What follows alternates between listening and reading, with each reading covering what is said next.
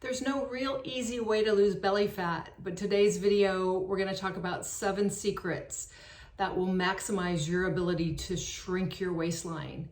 And I think that's important as a menopausal woman. I know it's important for me. Hi, my name's Connie. I'm a functional diagnostic nutritionist. I've had a wellness practice for over 15 years, and I help women just like you with fat loss secrets and nutritional plans to maximize fat loss and all things anti-aging. Welcome in. I'm 62 years old. I struggle just like you. Settle in and let's get started. Belly fat, also known as visceral fat, is a dangerous type of fat. It's fat that is subcutaneous, means it's not that layer of fat on top of the skin. It's more intertwined in your core, and that fat is metabolically disturbing to your body. It's disease promoting and can lead to type 2 diabetes. So we need to be really cognizant that that's not something we want on our bodies. And let's face it, it doesn't feel good. And it's very aging, and we want anti-aging.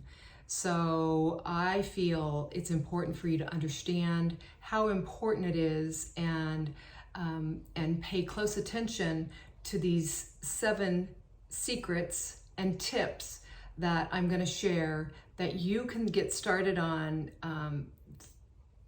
mastering so that you can lose the belly fat once and for all. Your waist circumference should be below 35 as a menopausal woman.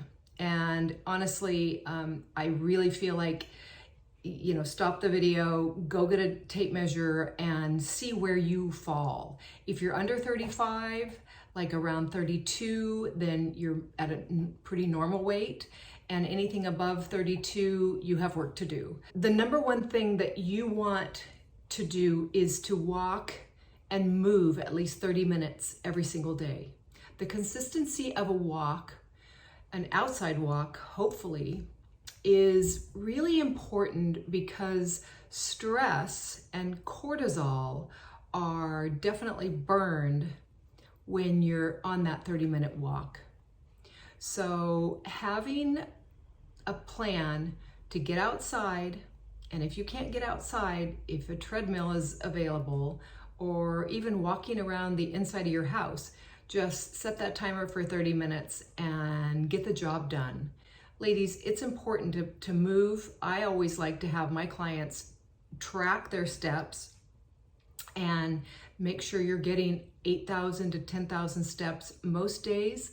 But the consistency of a daily walk is really important because a lot of times stress is causing body fat. So stress is a huge contributor to belly fat because stress will produce adrenaline and cortisol in your body. And the only way to get rid of that is to burn through it. So just a 10-minute walk if you've received some bad news or had a stressful meeting or something happened that, kind of got your adrenaline going.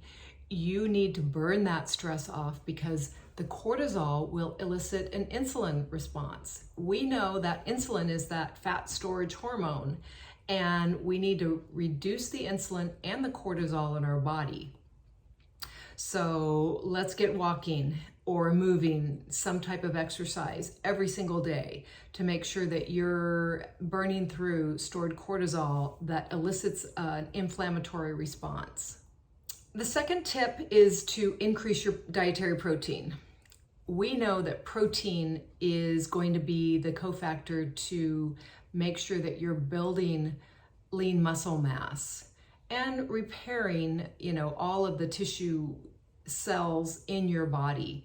And protein is really that nutrient, that macronutrient that will elicit the formation of lean tissue. So many times when I'm working with clients, I'm not shocked anymore, but most people are not getting adequate protein. And we want to make sure that you're getting about 30 grams of protein with every meal. And I've said this, I think, in almost every video that I've done so far. But by appreciating how important dietary protein is in your diet, you can't get around it. Especially as a menopausal woman, we need high protein, and we're not going to build muscle. Even if we're working hard in the gym, lifting weights, we're not going to build adequate muscle like we need to. And the muscle will help burn the fuel that we're eating. So ladies, get your protein in. And you know, everything I'm talking about is applicable to men as well. Our mates, our husbands, our partners, they're aging too. And it's really important that they understand the importance of clean eating, high protein meals that will get them on the right track. The walking applies to them as well. So introduce your partner to, you know, these tips and do it together. It'll be more fun that way. The number 3 tip for blasting belly fat is no snacking. My last newsletter was all about snacking and how important it was to get all of your nutrients in at mealtime. Make sure that you're eating full meals that will satisfy you through to the next meal. And we've just gotten, well, we were told to eat 6 small meals a day. And that did nothing but increase our insulin stores and just kind of increase our body's ability to store fat and not burn it. So let's get back to, remember when your mother, when you were in 6th grade, you know, wouldn't let you have a snack before dinner? Well, there's a reason for that. Our bodies aren't designed to eat all day in and out. And it's not going to bode well if you continue the snacking, because your belly will continue to expand, and that's not healthy. So after you've mastered the first 3 with that consistent 30-minute walk or so, and increasing your protein and ditching the snacking, you could say, you know, you graduate to step 2 in this belly fat burning scenario. We need to resistance train. So we need to build muscle. You can't spot train belly fat because there is no such thing. You do need to, however, do a resistance training, maybe 20 to 30 minutes, up to 5 days a week. It's not something you need to kill yourself at, but you do need to use either body weight exercises like yoga or a HIIT training workout, or you get some light dumbbells and get started on, or a circuit at the gym. That's even better. But get started on a 20-minute circuit training resistance workout about 3 to 5 days a week. Start slow, get to where you're, you know, a little bit sore, and don't back off. Just continue to push it, and you will see an improvement in inflammation and belly fat and all things anti-aging along with that workout. It's going to blow out the glucose in your muscles, and your body's going to tap into fat burning mode much more quickly than it did before your workouts.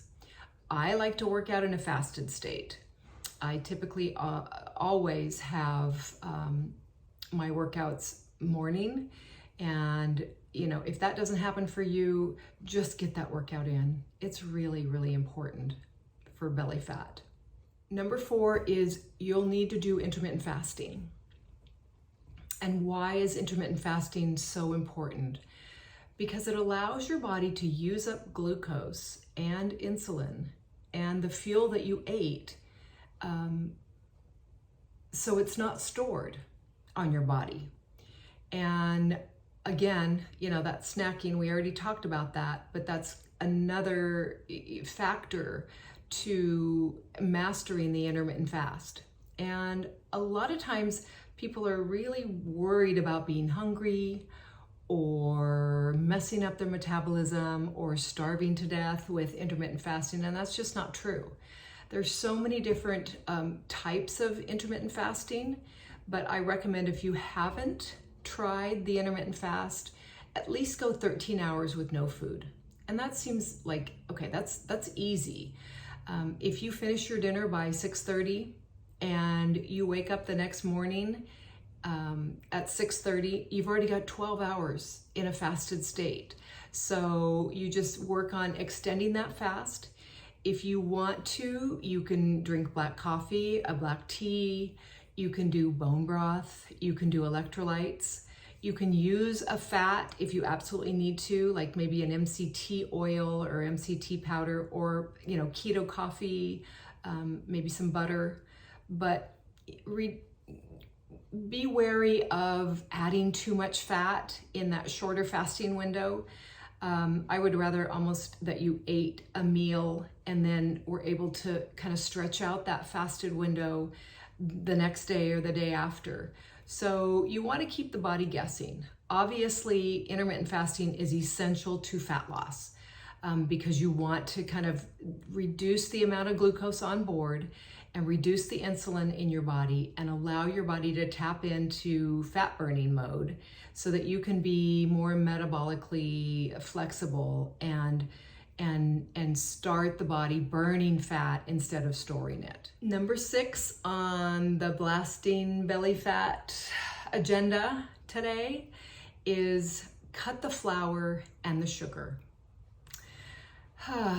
Grains and sugar are going to be high glycemic. They're going to be starchy, and they're gonna increase your body's glucose.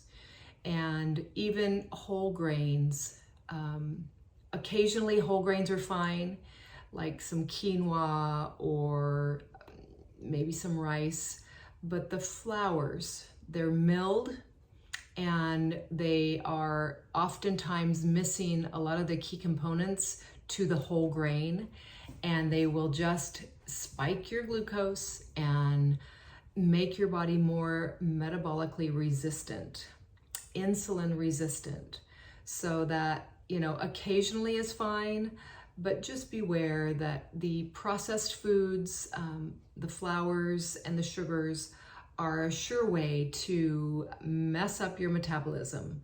And if you're already a little on the shaky side, or if you're fluffy, or if you have extra fat on your body, you might really try to eat more vegetables and meats and low fruit, definitely low processed foods. So no breads, no pastas. Those things are super duper caution foods. And on occasion, they're gonna be just fine. But let's be clear, if you've got extra fat on your body and you want it gone, you're gonna need to kind of develop a way to get your brain around non-processed foods. Just eat real food. It's not as difficult as it sounds.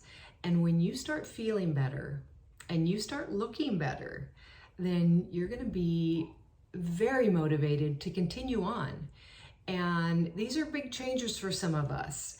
And I know that many people are resistant to that change, but it's important that you appreciate.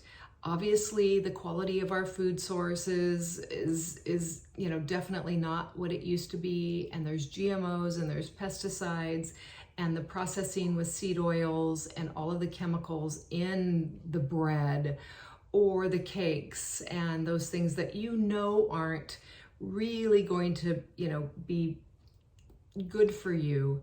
Then just make sure you limit that severely. No eating disorder stuff here. It's just sound nutritional advice. I think another really important factor is sleep.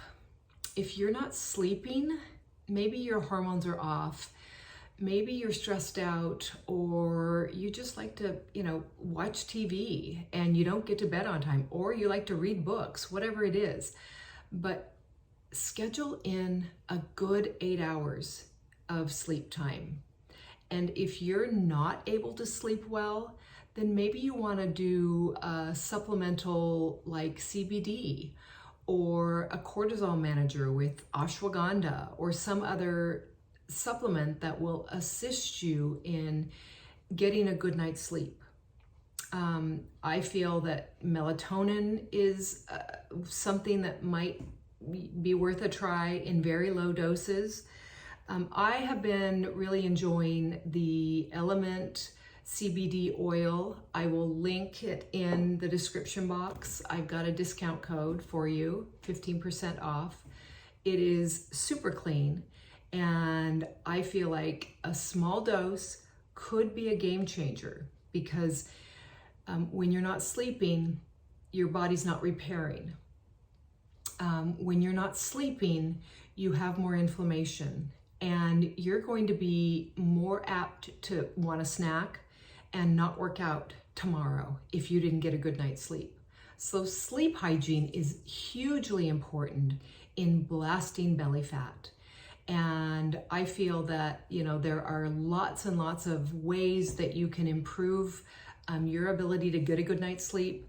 Ditch the alcohol in the evening, because that's going to give your blood sugar a chance to crash and set you up for failure when you're fast asleep. You might go to sleep with a glass or two of wine on board, but then you're going to wake up a couple of hours later because your blood sugar is starting to tank and your cortisol is going to zip up because your body is concerned about your blood sugar dropping too low.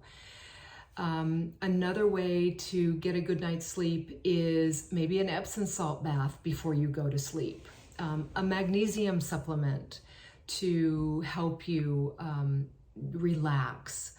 I like 3 bags of chamomile tea, and that is something that might really be helpful to help you relax and get ready to go to sleep. Turn the TV off. If you've been watching TV, that's blue light. We want red light to be more dominant, and you will have sleep disturbance if you've been in front of your computer all day and you haven't gotten your exercise and you've watched TV for hours at night, and you might be wired and tired and not be able to fall asleep. Caffeine is another thing that genetically we're not sure. Some people have a higher tolerance to caffeine. Some people don't process it well, and the half-life of caffeine can really keep you up at night and or wake you up at night. So be cognizant, maybe keep a diary or a journal of how much caffeine you're drinking or eating, and make some changes in that arena. I want to backtrack to the no flour conversation. There are a couple of flours on the market now that are going to be allowed in a low glycemic, low carb, keto, type diet. Coconut flour, almond flour, there's garbanzo flour, I think it's called chickpea flour. Some of the higher protein flours can be substituted into things like, breads and treats. There's a nice recipe that uses almond and coconut flour in a mug cake, which would be right after dinner, you need dessert, and Google a mug cake. There's also other ways to get a sweet treat before you close down your feeding window. So I forgot that, and I wanted that to be in this video. I'll say that when you're getting started on something new and maybe you're frustrated with your body, you're going to be taking that measurement at your waist to see what your waist circumference is. And again, anything over 35 is something to be concerned about. 35 inches around your waist is too big for metabolic health, and we need to get that number down. So it's time to get serious about what you're doing, what you're putting in your mouth, how much you're moving, and it's worth doing. Now, if you're doing all these things and you're still having trouble blasting belly fat, then maybe it's time to talk to a professional. I would love to help you figure it out. I offer jumpstart sessions, and we work together to figure out your recipe for success. And it's my pleasure. I love working with you. I love helping you figure out how to be the best you and how to live your best life. We're at this stage in our life that we deserve to feel good. And it does take effort. It doesn't have to be a full-time job, but once you know the ins and outs and the how-tos and the how-not-tos, you'll rest easy in allowing your body to do what it's designed to do, burn through those fat stores, and be the best you that you can be. It's no fun to be in a body that you don't feel good in. So it's time to take action and make it happen. I know that you can do it, and it might not be immediate gratification. Mastering these 7 simple steps, you will succeed. Hey there, welcome back to my kitchen. Today I'm gonna do a protein pancake. I haven't had any food today. It's actually almost 2:30. Kind of late, but it was a busy morning and I've been fasting. So I'm gonna break my fast with some protein pancakes. They're on the carnivore side, so I don't think I'll have any carbohydrates by way of vegetables at this time, which is perfectly fine now and then. I'm gonna use the Prime Protein by Equip. It is the grass-fed beef protein powder and eggs. Super simple recipe. I'm gonna do 3 eggs, a scoop-ish of powder. I'm gonna use the unflavored and the vanilla for just a little bit of sweetness, and a little bit of baking powder, and then some salt. So let's go.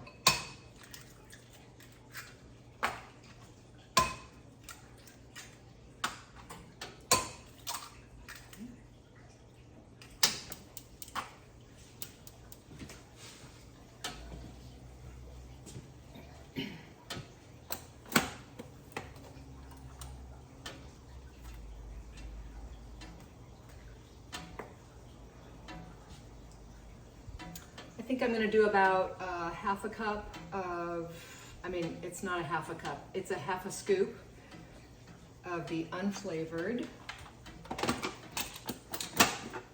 and about the same amount, so I've got a good 20 grams of protein in here, and then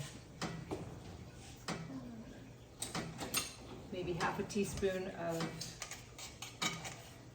baking powder, and with everything, a pinch of salt. You could do this in your blender if you'd like. I didn't want to get the blender out. Normal size pancakes.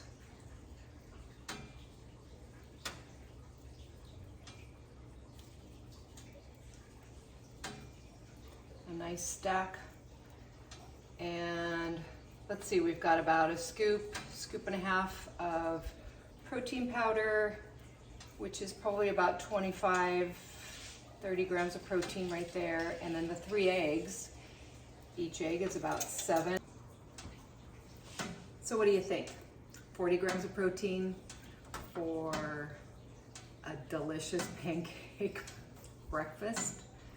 I'd say it's a win. So I'm going to go ahead and wrap up this video today and just ask you to maybe check in with your relationship with food. If you're struggling with belly fat and continuing to yo-yo back and forth from being compliant with your diet and exercise and falling off the wagon and putting your weight back on, and then you're consistent and you're taking weight off, that's metabolically that's so hard on your body, and it's so hard on your psyche. So I just want to encourage you to maybe really focus in on your plan and use your tools, make up your mind, and accept that it's not going to be perfect. And it doesn't need to be perfect, but you do need compliance. You do need to make up your mind that you want results and you want lasting results. Decide to undo those unhealthy behaviors that keep you unhappy. Unhealthy makes unhappy. You deserve better. I want better for you, and you can do it. So I'd love it if you would subscribe to my channel, and we can, be in this together, and like and even comment. I'd love to hear your successes. I'd love to hear your failures. I'd love to hear how things are going for you. I work with many of you, and I love hearing how easy it is for you to succeed when you have the recipe for success. And we do that in the Jumpstart sessions. And if you've had a Jumpstart session and you're a little shaky in your resolve, then jump back on for a visit. I've got half-hour check-ins that are super helpful to keep you motivated and back on track if that's what you need. You're not a failure if you're not doing this perfectly. None of us do it perfectly. So if it's time for you to recommit, let's do it. I'm looking so forward to hearing from you, and thanks for spending time with me. See you next time.